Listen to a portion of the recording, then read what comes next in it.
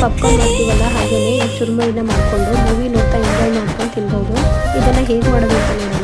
ಒಂದು ಬೌಲ್ಗೆ ಮಂಡಕ್ಕಿನ ಹಾಕಿ gas medium ಫ್ಲೇಮಲ್ಲಿ ಇಟ್ಟು ಫ್ರೈ ಮಾಡಿ ಎತ್ತಿಟ್ಕೊಂಡು ಅದೇ ಬಾಣಲೆಗೆ 2 ಟೇಬಲ್ ಸ್ಪೂನ್ ಎಣ್ಣೆ, ಸಾಸಿವೆ, ಸ್ವಲ್ಪ ಶೇಂಗಾ, ಜಜ್ಜಿರೋ ಬೆಳ್ಳುಳ್ಳಿ, ಕರಿಬೇವು, ಬೆಳ್ಳುಳ್ಳಿ ಶೇಂಗಾ ಮುಕ್ಕಾಲು ಭಾಗ ಬೆಂದಿರಬೇಕು, ಅಲ್ಲಿ ಸ್ವಲ್ಪ ಫ್ರೈ ಮಾಡಿ ನಂತರ ಕಟ್ ಮಾಡಿರೋ ಒಣ ಕೊಬ್ಬರಿ ಹಾಕಿ.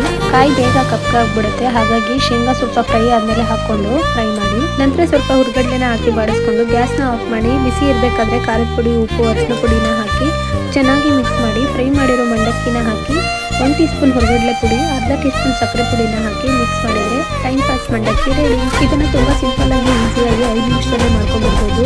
ಮಗನಿಗೆ ಎಕ್ಸಾಮ್ ಇರುತ್ತೆ, ಹಾಗಾಗಿ ಮೂವಿ ನೋಡ್ತಾ ಟೈಮ್ ಪಾಸ್ಗೆ ಅಂತ ತಿನ್ನೋಕ್ಕಂತ ಮಾಡಿದ್ದೆ.